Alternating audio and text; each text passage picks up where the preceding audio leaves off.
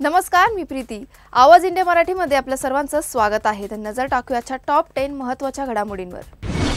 महाराष्ट्र भाजपाचे ज्येष्ठ नेते सुधीर मुनगंटीवार यांनी केंद्रीय गृहमंत्री अमित शहा यांच्याशी झालेल्या भेटीमुळे आगामी काळात मुनगंटीवार यांना पक्षात नव्या जबाबदाऱ्या देण्यात येण्याची शक्यता व्यक्त होत आहे। मात्र भेटीनंतर माध्यमांशी बोलताना मुनगंटीवार यांनी म्हटलं की मी मंत्रिपदांसाठी किंवा कोणतीही पदे मिळावीत म्हणून दिल्ली दौरा केलेला नाही, तर राज्यातील प्रश्न केंद्रांपर्यंत पोहोचवण्याच्या उद्देशानेच मी या भेटी घेतल्या आहेत।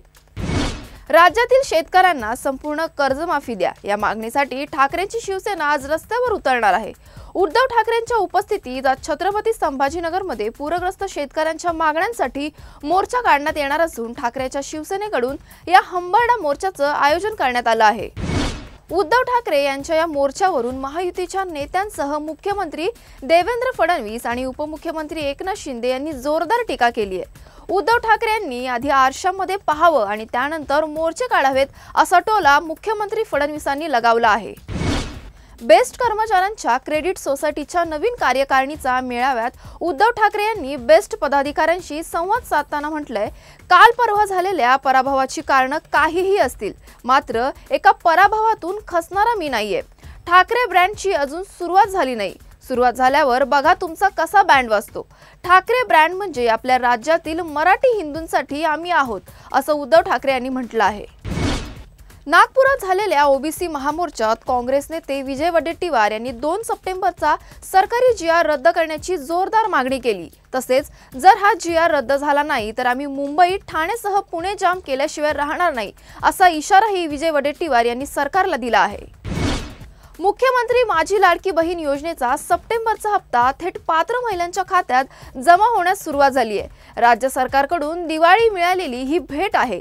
महिला व बाल विकास विभागाच्या मंत्री अदिती तटकरे यांनी या योजनेचा लाभ सुरू ठेवण्यासाठी 2 महिन्यात ई-केवायसी प्रक्रिया पूर्ण करण्याचे आवाहन केले होते। त्यानुसार आतापर्यंत 1 कोटी महिलांनी ई-केवायसी प्रक्रिया पूर्ण केली आहे। ज्यांनी केवायसी पूर्ण केलेली नाही त्यांनाही यावेळचा हप्ता मिळाला आहे।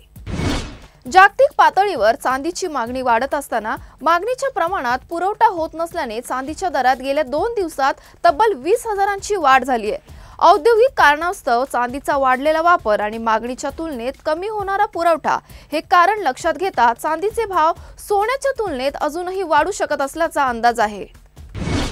राज्यातील महिला खेळाडूंच्या सक्षमीकरणासाठी राज्यातील सर्व क्रीडा संकुल, स्पोर्ट्स क्लब, जिमखाना, स्टेडियम तसेच स्थानिक क्रीडांगणावर स्वतंत्र, स्वच्छ, सुरक्षित व सुसज्ज चेंजिंग रूमची सुविधा राज्य सरकार उपलब्ध करून देणार आहे। काही दिवसांपूर्वी दादर येथील छत्रपती शिवाजी पार्क जिमखान्याच्या नूतनीकरणाचे उद्घाटन प्रसंगी महिलांना क्रीडांगणावर सुरक्षित व आदरयुक्त वातावरण मिळालंच पाहिजे असं आवाहन मास्टर ब्लास्टर भारतरत्न सचिन तेंडुलकर यांनी केलं होतं।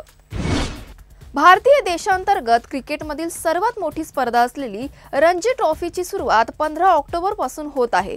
मुंबई क्रिकेट असोसिएशनने आपल्या 16 सदस्यीय संघाचे नेतृत्व भारतीय स्टार ऑलराऊंडर शार्दुल ठाकूर याच्याकडे सोपवण्यात आले। मात्र टीम इंडियाचा T20 कर्णधार सूर्यकुमार यादवला या रणजी हंगामासाठी मुंबईच्या संघात स्थान मिळालेले नाही। बॉलिवूडचे शहेनशाह अमिताभ बच्चन यांचा वाढदिवस आहे। गेल्या अनेक दशकांपासून शेकडो चित्रपटात काम करत ते रसिक प्रेक्षकांच्या हृदयावर राज्य करत आहेत।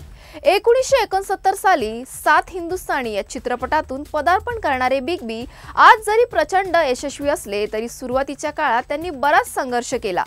त्यांनी मेहनतीने यशाचे शिखर गाठले। आज ते केवळ एक महान अभिनेते नाही तर एक प्रेरणा आहेत। अमिताभ बच्चन यांना आवाज इंडियाकडून वाढदिवसाच्या हार्दिक शुभेच्छा। अशाच महत्त्वाच्या बातम्या बघण्यासाठी पाहत रहा आवाज इंडिया मराठी।